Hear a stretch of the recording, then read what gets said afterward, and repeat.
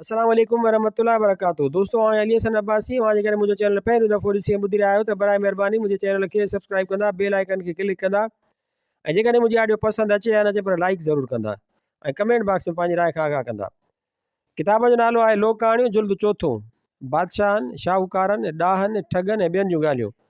मुरतब doctor नबी बख्श खान बलोच, छपराईंदड़ सिंधी अदबी board जाम sorrow Sindh, छापो 6 जनवरी 2014 ईस्वी। इहा कहाणी लाड़ ताल के ठटे मां अब्दुल्ला गंदरे खां मिली। कहाणी आहे शाही ठग। कंहिं मुल्क ते हिकिड़ो बादशाह हुकूमत कंदो। हिन जे हथ हेठि ॿिया बि केतिरा ई नंढा नंढा मुल्क हुआ जंहिंजा हाकिम हिन वटि ॾनु भरींदा हुआ। बादशाह वटि खज़ाने जी कमी कान हुई, रुगो संदसि पलंग जे पायनि हेठां 4 सोनियूं सिरियूं रखियल हुयूं। हिक भेरे बादशाह ऐलान कयो त को बि चोर जेकॾहिं मुंहिंजे पलंग जे पायनि हेठां रखियल 4 ई सोनियूं सिरियूं चोराए वेंदो त खेसि उन्हनि सिरुनि सां गॾु न फ़क़ति अधु बादशाही ऐं पंहिंजी वॾड़ धीउ जो संग ॾींदुसि पर संदसि मुल्क तां ॾुणु पिणु माफ़ कयो वेंदो।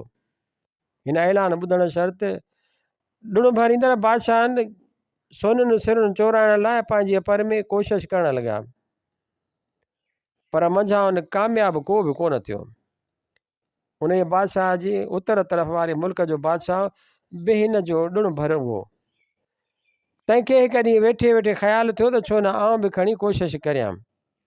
पोइ त वज़ीर सां सलाह करे पंहिंजे मुल्क जी का आड़ा चोर खे घुराए खेसि सोननि सिरुनि जे आणण लाइ रवानो कयो। हीउ चोर पंहिंजे दिलि में रिथूं रिथींदो हकिलींदो हिकिड़े ॾींहुं अची उन ई शहर में पहुतो। ॾींहं जो बाक़ी हिसो कंहिं कुंड पासे में गुज़ारे राति जो लोक लका सुते खां पोइ हमराह अची महलात खे वेझो पियो। छा ॾिसे त महलात ते सख़्तु पहिरो बीठो आहे। चौकीदारनि जूं टोलियूं हथियार पवार खयूं चौधारी पियूं चकर हणनि। हीउ हाल ॾिसी मुड़ुसु माठ में अची वियो, पर पोइ जल्द ई ख़्यालु आयुसि त हिकु टोलीअ जे वञण ऐं ॿी टोलीअ जे अचण में जो वक़्तु आहे उन ई में ई कुझु करणु घुरिजे।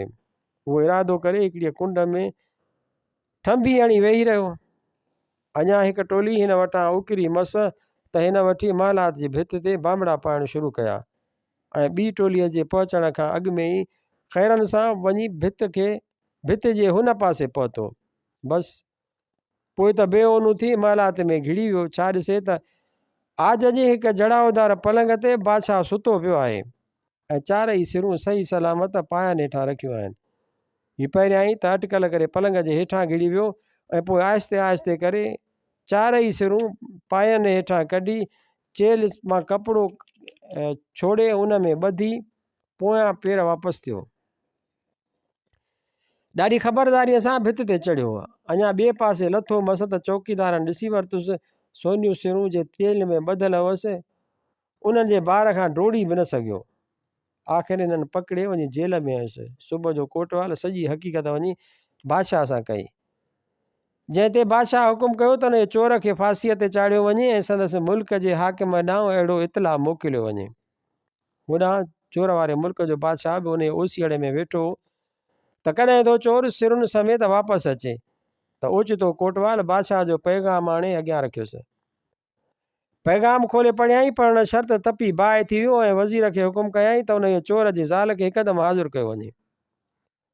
हाकारिया हुकुम मिलंदे ई भॻा ऐं बिना देर जे चोर जी ज़ाल खे पुट समेत आणे हाज़ुर कयऊं। बादशाह चोर जी ज़ाल खे संदसि मुड़ुस जे पकिड़िजी पवण फांसीअ ते चढ़ण जी ख़बर ॿुधाई। चयो त हाणे पंहिंजे पुट खे असांजे हवाले कर त खेसि सेखारे ठाहे पीउ जे बदिले वठण लाइ मोकिलियो। माई उहा ॻाल्हि ॿुधी पंहिंजो पुटु बादशाह जे हवाले करे घर मोटी आई। बादशाह खे हिन छोकिरे जूं अटकलूं ॾाढियूं पसंदि आयूं ऐं खेसि चोरी चकारीअ जे अटकुरनि सिखण लाइ हिकु ॿिए नाम्यारे चोर जे हवाले करे छॾियईं। घच वक़्त ताईं हीउ छोकिरो उन चोर सां गॾु चोरियूं ऐं ठगियूं कंदो रहियो। नेठि जॾहिं उन चोर ॾिठो त हाणे हीउ छोकिरो हिन धंधे में भड़ थी वियो आहे तॾहिं वापसि ॿांह आणे बादशाह जे हवाले अॻियां हाज़ुर कयईं।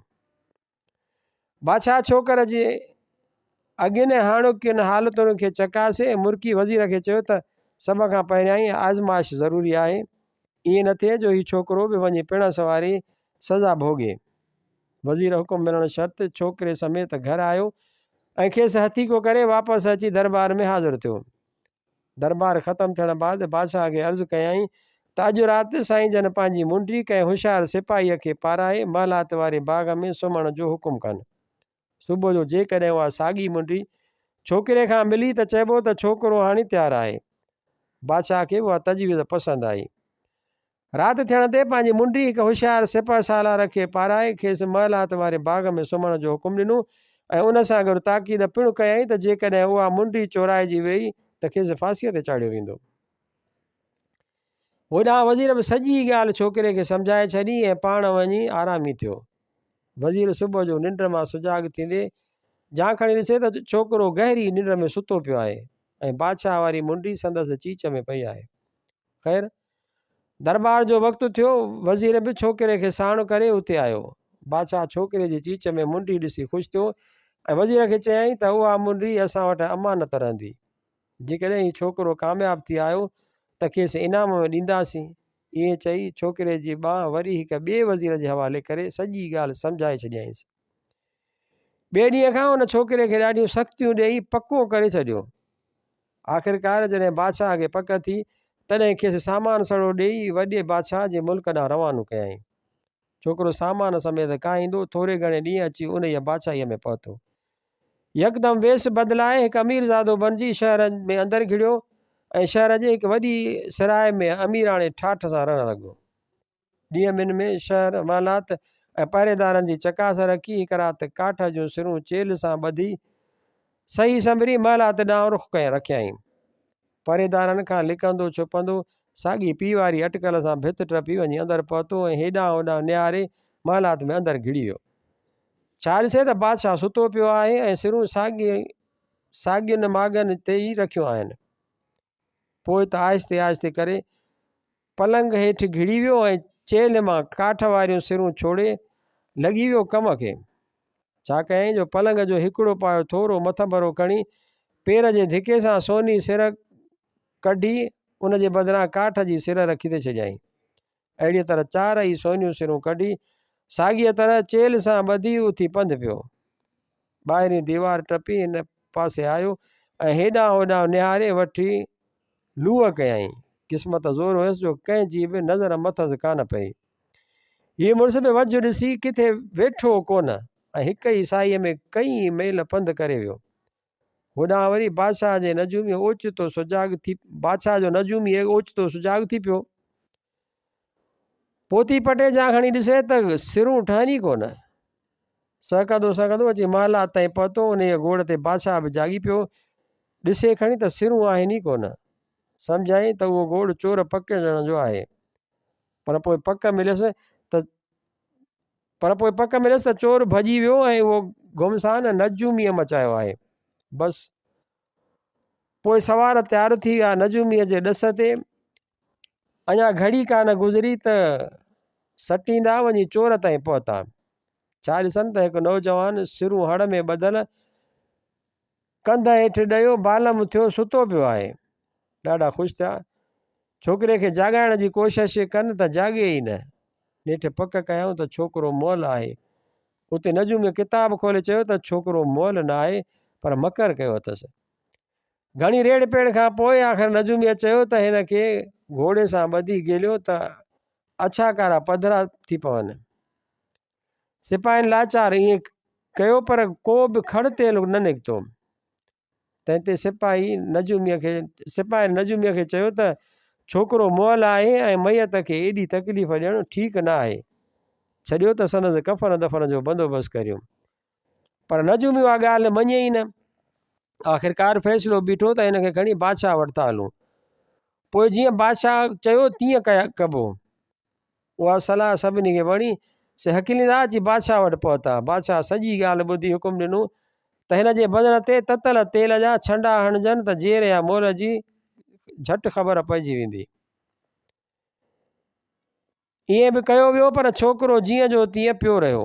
तंहिंते बादशाह चयो त छोकिरो वाक़ई मुअल आहे। हिन जे कफ़न दफ़न जो बंदोबस्तु थियणु घुरिजे।